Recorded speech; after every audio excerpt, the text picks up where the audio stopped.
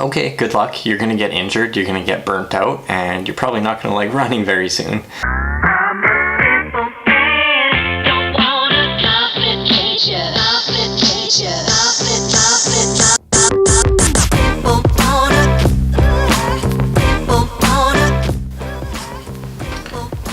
Failing to plan is planning to fail. Hi there, my name's Dusty. I'm a 1:10 half marathoner, and today we're going to talk about how to run faster.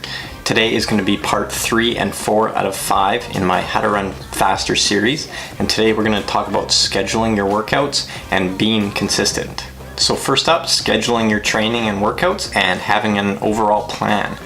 This is so important because it's super easy to find excuses not to train when you don't have a plan set in place. So if you don't have a schedule set in place and you're just kind of doing whatever, whenever, making sure that you have a training plan will take your training to a whole nother level. Now, if you're a beginner, you might be able to get away with just buying a cookie cutter program, a very generic program just off the internet. You can find some for free even. Or you could ask a run club for some help, or you could hire a coach. I am currently accepting athletes for 2019. And that way you'll have a training plan and something to stick to, and it'll be a lot harder to find excuses not to follow it. Now, along with having a training plan is being very consistent with your training plan. Some of the best and elite runners that I know follow the most boring training plans, but they put in the work week in and week out. Every Wednesday, they know that they have their speed session, say on the track. They know that every other Friday they might be running hills. Their long run is always on Sunday, and they're super consistent with it. The more you do something properly, the better you're gonna get at it. So some tips about being consistent. First off, like I just talked about, have a schedule. Second of all, if you find it hard to get out by yourself, run with others. Hiring a coach can make things a lot easier because you have someone to answer to, and if you don't follow the program or what your coach says, you might as well just flush your money down the toilet. One thing that I try to do to be very consistent is that all of my rest days are scheduled. So for myself, ever since my wife and I had a baby about a year ago, I've cut my training down to 6 days a week. Instead, I would try for maybe 10 days or even 2 weeks at a time, and then a rest day or two.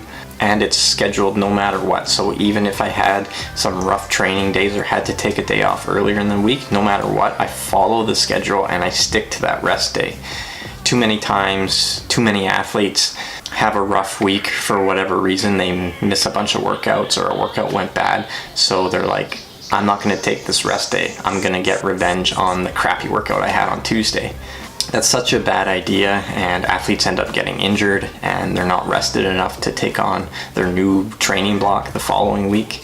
So make sure you have your rest days scheduled and make sure you are taking rest days. Don't be one of those athletes. Another thing about being consistent is not doing too much too soon.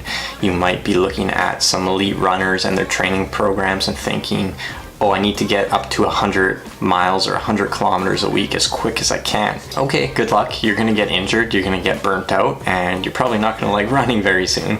So yes, running mileage and running volume is important, but you need to be careful in how much you're increasing that week after week. So to recap, schedule. Make sure you have one set in place.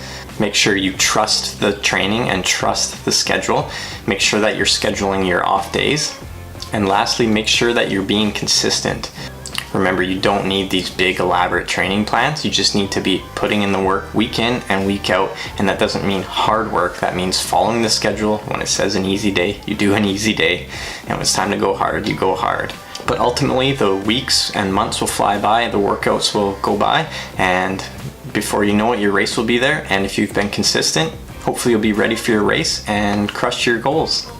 So like always, if you like this video, make sure to give it a thumbs up. And if you haven't yet, make sure to subscribe for more everything running, triathlon, and nutrition related.